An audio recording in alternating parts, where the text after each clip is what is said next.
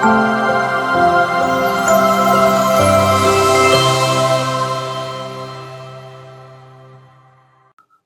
இயேசு கிறிஸ்துவுக்குள் எனக்கு அருமையானவர்களே, நம் ஆண்டவர் இயேசு கிறிஸ்து நாமத்தினால் உங்கள் அனைவரையும் வாழ்த்தி வரவேற்கிறேன். பிரியமானவர்களே, ஆண்டவர் தாம் தேர்ந்து கொண்டோரை எப்பொழுதும் கைவிடாமல் பாதுகாக்கிறார். அவர்களுடைய கல்லின் மீது மோதாதபடிக்கு தமது வானதூதர்களுக்கு கட்டளையிட்டு அவர்களை வழிநடத்துகிறார். நம்பிக்கையுள்ள கடவுளை நாடுவோம், அவருடைய பிள்ளைகளாக மாற முயற்சி செய்வோம். இன்றைய வார்த்தை பகிரும் நிகழ்வில் நாம் சிந்திக்க இருப்பது முதல் வாசகமாக தொடக்க நூலில் இருந்து நமக்கு செய்தி கொடுக்கப்பட்டிருக்கிறது.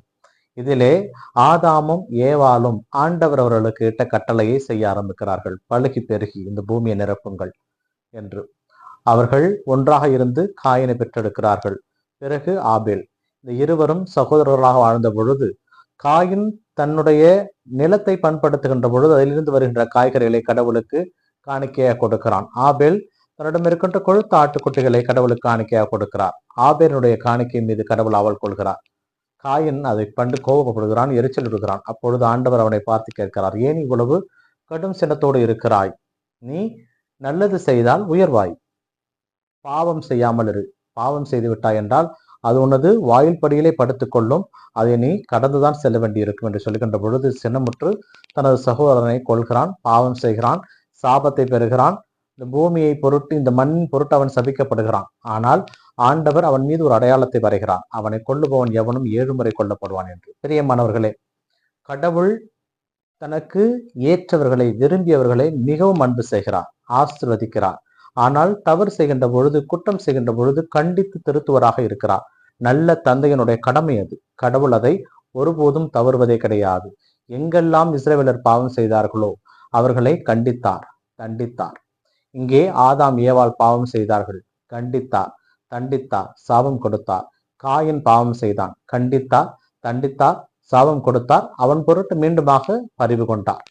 பிரியமானவர்களே, இஸ்ரேல் மக்கள் எகிப்திலிருந்து கானான் தேசத்துக்கு வருகின்ற பொழுது அவர்கள் வணங்கா கழுத்துடையவர்களாக இருந்தார்கள். கண்டித்தார், தண்டித்தார், கொள்ளிவாய் பாம்புகள் மூலம் அவர்களை கடிக்க வைத்தார். மீண்டுமாக அவர்கள் மீது பரிவு கொண்டு வெண்கல பாம்பின் மூலம் அவர்களை காப்பாற்றினார். இப்படித்தான் எல்லா இடங்களிலும் கடவுள் தாயன்போடு அவர்கள் மீது இருந்தார்.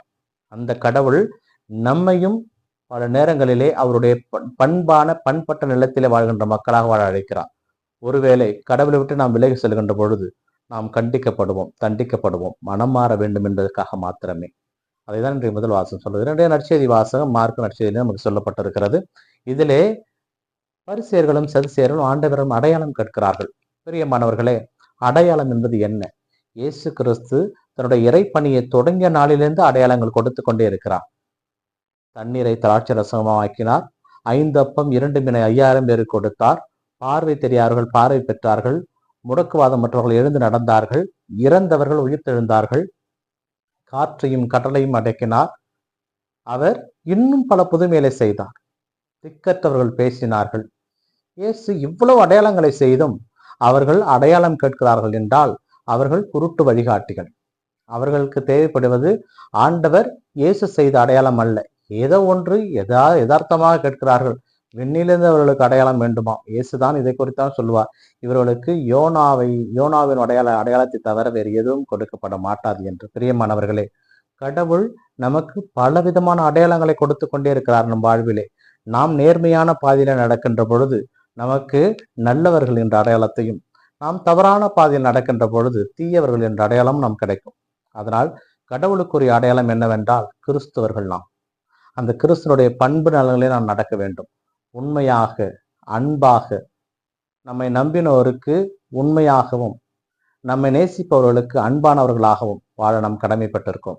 ஆண்டவர் நம்மை நேசிக்கிறார், நாமும் அவரை நேசிக்க கடமைப்பட்டிருக்கிறோம்.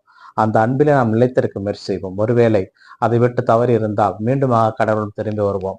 அவர் நமக்கு மிகப்பெரிய அடையாளம் ஒன்றை கொடுத்திருக்கிறார், சிலுவை என்ற அடையாளம். அந்த சிலுவை தான் மீட்பின் சின்னம். அந்த சிலுவை இல்லாமல் நமக்கு சிம்மாசனம் இல்லை. அந்த சிலுவையை சுமந்து கொண்டு இயேசுவை நோக்கி செல்ல தேவையான வரம் கேட்போம். இந்த நாள் உங்களுக்கு இனிய நாளாகவே அமையட்டும். இறைவன் இயேசு என்றென்று வாழ்த்து பெறுவாராக. ஆமேன்.